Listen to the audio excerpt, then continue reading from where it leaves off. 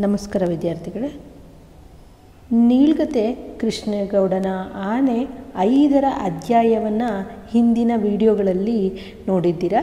ಈ ಒಂದು ಅವಧಿಯಲ್ಲಿ 6ನೇ ಅಧ್ಯಾಯವನ್ನು ಕುರಿತು ಚರ್ಚಿಸೋಣ. ನೋಡಿ, ಈಗಾಗಲೇ ನಿರೂಪಕರಿಗೆ ಅತ್ಯಂತ ಕೋಪ ಬಂದಿರೋದರಿಂದ ಆ ಕೋಪಕ್ಕೆ ಹೊರದಾರಿ ತೋರಿಸ್ಬೇಕು ಅಂತ, ಅಂದರೆ ಕೋಪವನ್ನು ಕಡಿಮೆ ಮಾಡ್ಕೋಬೇಕು ಅನ್ನುವಂತಹ ಒಂದು ದೃಢ ಮನಸ್ಸಿನಿಂದ ಅವರು ಮುನ್ಸಿಪಲ್ ಆಫೀಸ್ನತ್ತ ಬಂದಿರ್ತಾರೆ.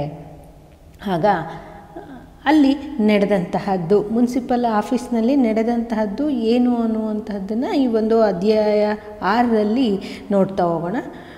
ನೋಡಿ, ಒಳ್ಳೆ ಹೇಳ್ತೀರಿ, ನನಗೇನು ಈ ನಾಯಿಗಳನ್ನ ಕಂಡ್ರೆ ಪ್ರೀತಿನ ಸ್ವಾಮಿ. ಕುರಾನ್ ಪ್ರಕಾರ ಈ ನಾಯಿಗಳು ನಮಗೆ ಹಂದಿಗಳ ಸಮ ಅಂತ ಹೇಳ್ಬಿಟ್ಟು ಯಾರು ಹೇಳ್ತಾ ಇದ್ದಾರೆ? ಖಾನ್ ಸಾಹೇಬರು ಹೇಳ್ತಾ ಇದ್ದಾರೆ. ಅಂದರೆ ಇಲ್ಲಿ ನಿರೂಪಕರು ಬಂದಿದ್ದು ಮುನ್ಸಿಪಲ್ ಆಫೀಸಿನ ಹತ್ರ. ಮುನ್ಸಿಪಲ್ ಪ್ರೆಸಿಡೆಂಟ್ ಆದಂತಹ ಖಾನ್ ಸಾಹೇಬರಿಗೆ ಹಿಂದಿನ ನಡೆದಂತಹ ಘಟನೆಯನ್ನೆಲ್ಲ ಅದೆಲ್ಲ ಹೇಳಿದಾಗ ಆಗ ಖಾನ್ ಸಾಹೇಬರು ನಿರೂಪಕರಿಗೆ ಹೇಳ್ತಾರೆ ಈ ರೀತಿಯಾಗಿ, ಒಳ್ಳೆ ಹೇಳ್ತೀರಾ, ನನಗೇನು ಈ ನಾಯಿಗಳನ್ನ ಕಂಡ್ರೆ ಪ್ರೀತಿನ ಸ್ವಾಮಿ. ಕುರಾನ್ ಪ್ರಕಾರ ಈ ನಾಯಿಗಳು ನಮ್ಗೆ ಹಂದಿಗಳಿಗೆ ಸಮ. ನಿಜವಾದ ಮುಸ್ಲಿಮಾನ ಆದವನು ನಾಯಿ ಮುಟ್ಟಿಸ್ಕೊಳ್ಳಲೇ ಕೂಡುದು. ಅದು ಮುಟ್ಟಿಸ್ಕೊಂಡ್ರೆ ಮೈಗೆಲ್ಲ ಕೆಮ್ಮಣ್ಣು ಹಚ್ಕೊಂಡು ಸ್ನಾನ ಮಾಡಬೇಕಂತೆ. ಅಂಥದ್ರಲ್ಲಿ ನಾನು ಈ ನಾಯಿಗಳನ್ನು ಸಾಕೊಂಡಿದ್ನ ಅಂತಿರಲ್ಲ, ಅವನ್ನೆಲ್ಲ ಎರಾಡಿಕೇಟ್ ಮಾಡೋದಕ್ಕೆ ನಾವು ಕೈಲಾದದ್ದೆಲ್ಲ ಮಾಡಿದ್ದೇನೆ. ನೋಡಿ, ಅವನು ಹೇಳ್ತಾನೆ ತಮ್ಮ ಧರ್ಮದ ಬಗ್ಗೆ ಕುರಿತು, ನಾಯಿನ ಮುಟ್ಟಿದರೆ ಏನು ಅದು ಮುಟ್ಟಿಸ್ಕೊಳಂಗಿಲ್ಲ, ಅಕಸ್ಮಾತ್ ಮುಟ್ಟಿಸ್ಕೊಂಡ್ರೆ ಕೆಮ್ಮಣ್ಣು ಹಚ್ಚ ಸ್ನಾನ ಮಾಡಬೇಕು. ಅಂಥದ್ರಲ್ಲಿ ಈ ನಾಯಿಗಳು ನಾನು ಸಾಕ್ಕೊಳ್ತೀನೇನ್ರಿ ಅಂತಾರೆ. ಅಷ್ಟೇ ಅಲ್ಲ, ಅವನ್ನೆಲ್ಲ ನಾನು ಎರಾಡಿಕೇಟ್ ಅಂದರೆ ನಿರ್ಮೂಲನೆ ಮಾಡಬೇಕು, ನಾಶ ಮಾಡೋದಕ್ಕಾಗಿ ನನ್ನ ಕೈಲಾದದ್ದನ್ನೆಲ್ಲ ಮಾಡಿದ್ದೇನೆ. ಶೂಟ್ ಮಾಡಿಸಿದ್ದೇನೆ, ಪಾಯ್ಸನ್ ತರಿಸಿ ಹಾಕಿದ್ದೀನಿ. ಪಾಯ್ಸನ್ ಅಂದರೆ ವಿಷವನ್ನು, ನಾಯಿ ಸಾಯಲಿಕ್ಕೆ ಅಂತ ವಿಷ ತಂದು ಹಾಕಿದ್ದೇನೆ. ಒಬ್ಬ ಮುನ್ಸಿಪಲ್ ಪ್ರೆಸಿಡೆಂಟ್ ಆದವನು ಇನ್ನೇನು ಮಾಡಬಹುದು ಹೇಳ್ರಿ ಅಂತ ಪ್ರಶ್ನಿಸ್ತಾ ಇದ್ದಾರೆ. ಯಾರು? ಖಾನ್ ಸಾಹೇಬರು. ಈ ಸಾರಿ ನಾವು ತರಿಸಿದಂತಹ ಡಾಗ್ ಪಾಯ್ಸನ್ನು, ಅಂದರೆ ನಾಯಿಗೆ ತರಿಸಿದ್ದೀವಲ್ಲ, ನಾಯಿಗಳು ಸಾಯಬೇಕು ಅಂತ, ಆ ಪಾಯ್ಸನ್ನು ವಿಷ ಅಷ್ಟೊಂದು ಎಫೆಕ್ಟಿವ್ ಕಾಣಲಿಲ್ಲ. ಎಫೆಕ್ಟಿವ್ ಅಂದರೆ ಅಷ್ಟೊಂದು ಪರಿಣಾಮಕಾರಿಯಾಗಿ ಕಾಣಲಿಲ್ಲ. ಅದೇನೋ ಅದನ್ನು ಕಲಬೆರಕೆ ಮಾಡ್ತಾರೋ ಏನೋ, ಆದರೂ ಈ ವರ್ಷ 200-300 ನಾಯಿನಾದರೂ ಸಾಯಿಸಿದ್ದೇವೆ ನೋಡಿ ಅಂತ ಹೇಳ್ಬಿಟ್ಟು ಖಾನ್ ಸಾಹೇಬರು ಹೇಳ್ತಾ ಇದ್ದಾರೆ. ಏನಪ್ಪ ಅಂದರೆ ಅವು ಮುನ್ಸಿಪಾಲ್ಟಿ ಹದ್ದುಬಸ್ತಿನೊಳಗಿದ್ದರೆ ಮಾತ್ರ ನಾವು ಆ್ಯಕ್ಷನ್ ತೊಗೋಬೋದು ಅಂತ ಹೇಳ್ತಾರೆ. ಅಂದರೆ ನಗರ ಪಾಲಿಕೆಯ ಹದ್ದುಬಸ್ತು ಅಂದರೆ ಕಂಟ್ರೋಲ್, ಅಂದರೆ ಹಿಡಿತದಲ್ಲಿದ್ದರೆ ಮಾತ್ರ ಅದಕ್ಕೆ ನಾವು ಆ್ಯಕ್ಷನ್ ತೊಗೋಬೋದು ಅಂತ ಹೇಳ್ಬಿಟ್ಟು ಖಾನ್ ಸಾಹೇಬರು ಹೇಳ್ತಾ ಇದ್ದಾರೆ ಎಂದು ಆ ಬಿಳಿಯ ಗಡ್ಡದ ಖಾನ್ ಸಾಹೇಬರು ತಮ್ಮ ಗಡ್ಡ ನೀವು ಕೊಳ್ತಾ ತಮ್ಮ ಡಾಗ್ ಎರಾಡಿಕೇಷನ್ ಪ್ರೋಗ್ರಾಮ್ ಬಗ್ಗೆ, ಅಂದರೆ ನಾಯಿಗಳನ್ನು ನಿರ್ಮೂಲನ ಮಾಡುವಂತಹ ಒಂದು ಕಾರ್ಯಕ್ರಮವನ್ನು ಕುರಿತು ವಿವರಿಸಿದರು. ಮತ್ತು ನೋಡಿ, ಇದಕ್ಕೆ ನಿರೂಪಕರು ಮಾತಾಡ್ತಾರೆ, ನಿಮ್ಮ ನೌಕರರು ಒಂದೇ ಒಂದು ನಾಯಿನೂ ಕೊಲ್ಲದೆ ನಿಮಗೆ ಸುಳ್ಳು ಲೆಕ್ಕ ಕೊಟ್ಟಿದ್ದಾರೆ. ಖಾನ್ ಸಾಹೇಬ್, ಒಂದು ಸಾರಿ ನೀವು ಪೇಟೆ ಬೀದಿಯಲ್ಲಿ ತಿರುಗಾಡಿದರೆ ಗೊತ್ತಾಗುತ್ತೆ. ಒಂದು ಕೆಲಸ ಮಾಡಿ, ಇನ್ಮೇಲೆ ನಾಯಿ ಕೊಂದರೆ ಬಾಲ ತೊಗೊಂಡು ಬಂದು ತೋರಿಸ್ಬೇಕು ಅಂತ ಹೇಳಿ, ಅವ್ರ ಲೆಕ್ಕ ಸುಳ್ಳು ನಿಜವೋ ಅಂತ ನಿಮಗೆ ಗೊತ್ತಾಗುತ್ತೆ ಅಂತ ಹೇಳ್ಬಿಟ್ಟು ನಿರೂಪಕರು ಅವರಿಗೆ, ಯಾರಿಗೆ? ಖಾನ್ ಸಾಹೇಬರಿಗೆ ಸಲಹೆಯನ್ನು ನೀಡ್ತಾರೆ. ಮೂಡಿಗೆರೆ ಒಳಗೆ ಇನ್ನೂ ತುಂಬ ಕಂತ್ರಿ ನಾಯಿಗಳು ಇರೋದು ನಿಜ, ಅದಕ್ಕೆ ಕಾರಣ ಹೇಳ್ತೀನಿ ಕೇಳಿ ಅಂತ ಖಾನ್ ಸಾಹೇಬರು ಹೇಳ್ತಾರೆ. ಅವೆಲ್ಲ ಇಲ್ಲಿ ನಾಯಿಗಳಲ್ಲ, ಹೊರಗಡೆಯಿಂದ ಇಲ್ಲಿಗೆ ಎಕ್ಸ್ಪೋರ್ಟ್ ಆದವು, ಅಂದರೆ ಬೇರೆ ಕಡೆಯಿಂದ ರಫ್ತಾದವು ಅಂತ ಹೇಳ್ತಾನೆ. ಲಾರೀಲಿ ನಾಯಿಗಳನ್ನು ತುಂಬ್ಕೊಂಡು ಬಂದು ಇಲ್ಲಿ ರಾತ್ರೋರಾತ್ರಿ ಬಿಟ್ಟು ಹೋಗಿದ್ದಾರೆ. ಅವರ ಧರ್ಮದ ಪ್ರಕಾರ ಪ್ರಾಣಿ ಹಿಂಸೆ ಮಾಡೋ ಹಾಗಿಲ್ಲ. ಅದಕ್ಕೆ ನಾಯಿ ಕಾಟ ವಿಪರೀತ ಅಂದರೆ ಹೆಚ್ಚಾದ ಕೂಡಲೇ ಲಾರಿಯಲ್ಲಿ ತುಂಬಿಸಿ ದೂರ ಎಲ್ಲಾದರೂ ಬಿಟ್ಟು ಬರ್ತಾರೆ ಅಂತ ಖಾನ್ ಸಾಹೇಬರು ಹೇಳಿದರೆ. ಅದಕ್ಕೆ ನೋಡಿ, ಸರ್ಕಾರಕ್ಕೆ ಯಾಕೆ ನೀವು ಕಂಪ್ಲೇಂಟ್ ಕೊಡಬಾರ್ದು ಅಂತ ಹೇಳ್ಬಿಟ್ಟು ನಿರೂಪಕರು ಹೇಳಿದರು. ಯಾಕೆ ನೀವು ದೂರನ್ನು ಕೊಡಬಾರ್ದು ಸರ್ಕಾರಕ್ಕೆ ಅಂತ ನಿರೂಪಕರು ಹೇಳ್ತಾರೆ. ಅದಕ್ಕೆ ಮತ್ತೆ ಖಾನ್ ಸಾಹೇಬರು ಅದಕ್ಕೆ ಉತ್ತರ ಕೊಡ್ತಾರೆ. ನೋಡಿ, ನಾನು ಆಕ್ಷನ್ ತೊಗೊಂಡೇ ಬಿಡ್ತಿದ್ದೆ, ಆದರೆ ಇವನ್ನೆಲ್ಲ ಯಾರು ನೋಡಿದ್ದಾರೆ? ಏನು ದಾಖಲೆ ಇದೆ, ಯಾರು ಸಾಕ್ಷಿ ಹೇಳ್ತಾರೆ? ಎಲ್ಲ ರಾತ್ರೋರಾತ್ರಿ ನಡೆಯೋ ಕೆಲಸ. ಅವರ ಅಹಿಂಸೆಗೆ ಬೆಂಕಿ ಹಾಕಲಿ.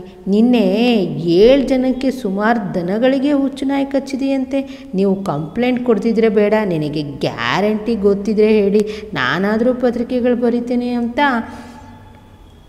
ಇವರು ನಿರೂಪಕರು ಹೇಳ್ತಾರೆ. ನೋಡಿ, ರಾತ್ರೋರಾತ್ರಿ ನಡೆಯುವಂಥ ಕೆಲಸ ಇವೆಲ್ಲ ಅಂತ ಹೇಳ್ಬಿಟ್ಟು ಖಾನ್ ಸಾಹೇಬರು ಹೇಳಿದ್ದಕ್ಕೆ ನಿರೂಪಕರು ಅದಕ್ಕೆ ಉತ್ತರವಾಗಿ ಅವ್ರ ಹಿಂಸೆಗೆ ಬೆಂಕಿ ಹಾಕಲಿ ಸರ್, ನಿನ್ನೆ 7 ಜನಕ್ಕೆ ಸುಮಾರು ದನಗಳಿಗೆ ಹುಚ್ಚುನಾಯಿ ಕಚ್ಚಿದೆಯಂತೆ.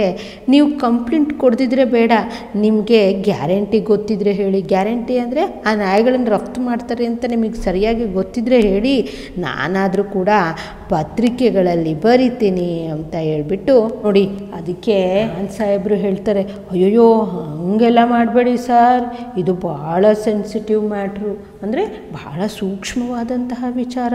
ನಾನು ಮುಸ್ಲಿಮಾನಾಗಿದ್ಕೊಂಡು ಧರ್ಮದವರ ವಿರುದ್ಧ ಹೇಳಿಕೆ ಕೊಟ್ಟರೆ ತುಂಬ ಅಪಾರ್ಥ ಬಂದ್ಬಿಡುತ್ತೆ. ಹಿಂದೂಗಳ ಮನಸ್ಸಿಗೆ ಯಾಕೆ ನೋವು ಮಾಡಬೇಕು?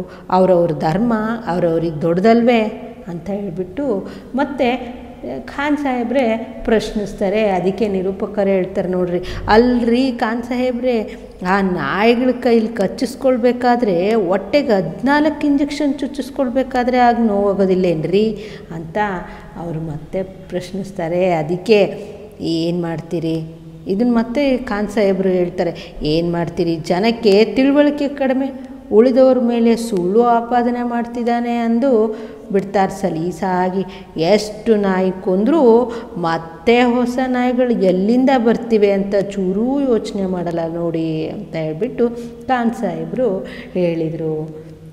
ಅದಕ್ಕೆ ಮತ್ತೆ ನಿರೂಪಕರು ಕೇಳ್ತಾರೆ, ನನ್ನ ಎಲ್ಲ ಪ್ರಶ್ನೆ ತಕರಾರು ಅಂದರೆ ಅವ್ರ ಮಾತುಗಳಿಗೆ ಅಥವಾ ಚರ್ಚೆಗೆ, ತರ್ಕಕ್ಕೆ ಅವ್ರ ಹತ್ರ ಎಲ್ಲ ರೆಡಿಮೇಡ್ ಉತ್ತರಗಳು ಸಿದ್ಧವಾಗಿರುವಂತೆ ಕಾಣ್ತಾ ಇತ್ತು.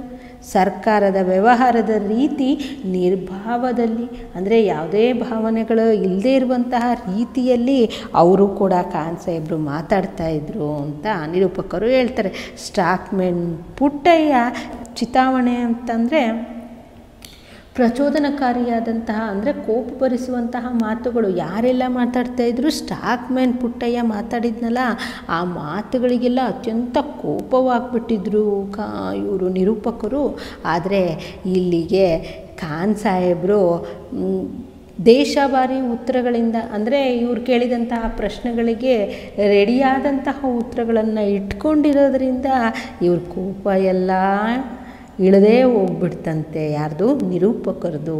ನೋಡಿ ಮುಂದೆ ನಿರೂಪಕರೇ ಹೇಳ್ತಾರೆ, ಖಾನ್ ಸಾಹೇಬ್ರೆ, ನೀವು ಸಣ್ಣ ಪುಟ್ಟ ವಿಷಯ ಎಲ್ಲ ತೊಗೊಂಡು ಬಂದು ಧರ್ಮಕ್ಕೆ ಗಂಟಾಕಿ ಸುಮ್ಮನೆ ಕಾಂಪ್ಲಿಕೇಟ್ ಮಾಡ್ತಾ ಇದ್ದೀರಿ. ಕಾಂಪ್ಲಿಕೇಟೆಡ್ ಅಂದರೆ ಕಷ್ಟ ಮಾಡ್ಕೊಳ್ತಾ ಇದ್ದೀರಿ, ತೊಂದರೆ ಮಾಡ್ಕೊಳ್ತಾ ಇದ್ದೀರಿ ಅಂತ ಹೇಳ್ತಾ ಇದ್ದಾರೆ. ಮುನ್ಸಿಪಲ್ ಪ್ರೆಸಿಡೆಂಟಾಗಿ ಈ ಊರನ್ನು ಸ್ವಚ್ಛವಾಗಿಡೋದು ನಿಮ್ಮ ಕರ್ತವ್ಯ ಅಂತ ಹೇಳ್ತಾರೆ.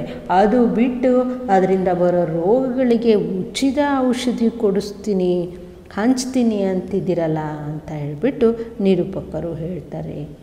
ಈ ಊರಿನವರೆಲ್ಲ ನಿಮ್ಮ ಥರನೇ ಯೋಚನೆ ಮಾಡಿದರೆ ನಂಗೆ ಯಾಕೆ ಕಷ್ಟ ಇತ್ತು ಸರ್ ಅಂತ ಹೇಳ್ಬಿಟ್ಟು ಮತ್ತೆ ಖಾನ್ ಸಾಹೇಬರು ಸ್ಟಾರ್ಟ್ ಮಾಡ್ತಾರೆ.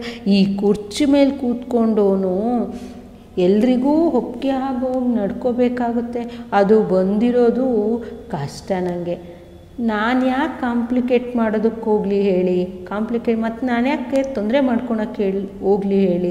ಮೊನ್ನೆ ನೋಡಿ ಆ ಕೃಷ್ಣೇಗೌಡನ ಆನೆನ ಪೇಟೆ ಬೀದಿಯಲ್ಲಿ ಕರ್ಕೊಂಡು ಹೋಗಬೇಡಿ ಅಂದಿದ್ದಕ್ಕೆ ನೀವು ರಂಜಾನ್ ದಿನ ಒಂಟೆನ ಪೇಟೆ ಬೀದಿಯಲ್ಲಿ ಕರ್ಕೊಂಡು ಹೋಗ್ಬೋದು, ನಾವು ಆನೆ ಕರ್ಕೊಂಡು ಹೋಗಬಾರ್ದಾ ಅಂತ ಹೇಳೋದಕ್ಕೆ ನೀನು ಯಾರು ಅಂತ ಒಂದಷ್ಟು ಜನ ಜಗಳಕ್ಕೆ ಬಂದರು. ಆನೆ ಪೇಟೆ ಬೀದಿಯಲ್ಲಿ ಹೋಗ್ತಾ ಹಣ್ಣಂಗಡಿಯವನ ಸೇಬಿನ ಹಣ್ಣು, ದ್ರಾಕ್ಷಿ, ತರಕಾರಿ ಅಂಗಡಿಯವನ ಮೂಲಂಗಿ, ಕೊತ್ತಂಬರಿ ಸೊಪ್ಪು ಎಲ್ಲ ತಗೊಂಡು ತಿಂದಿದೆ. ಇಲ್ಲಿ ತರಬೇಡಿ ಆನೆನ ಅಂದರೆ ಅದನ್ನು ಹಿಂದೂ ಮುಸ್ಲಿಂ ಪ್ರಶ್ನೆ ಮಾಡ್ತಾರೆ. ಇಂಥ ಜನಗಳಿಗೆ ಏನು ಹೇಳ್ತೀರಾ? ಸಿಂಪಲ್ ವಿಷಯ ಕಾಂಪ್ಲಿಕೇಟ್ ಮಾಡ್ತೀನಿ ಅಂತಿದ್ದೀರಾ ನೋಡಿ. ಇಂತಹ ಒಂದು ಸರಳವಾದಂತಹ ವಿಷಯವನ್ನು ಕಷ್ಟ ಅಂತ ಮಾಡ್ತಿದ್ದೀನಿ ಅಂತಿದ್ದೀರಿ. ಈ ಕುರ್ಚಿ ಮೇಲೆ ತಾವು ಒಂದಲ್ಲ ಒಂದಿನ ಕೂತ್ಕೊಂಡ್ರೆ ಗೊತ್ತಾಗುತ್ತೆ ಹೇಗೆ ಎಲ್ಲ ಕಾಂಪ್ಲಿಕೇಟ್ ಆಗಿದೆ ಅನ್ನೋದು ಅಂತ ಯಾರು ಖಾನ್ ಸಾಹೇಬರು ನಿರೂಪಕರಿಗೆ ಹೇಳ್ತಾರೆ.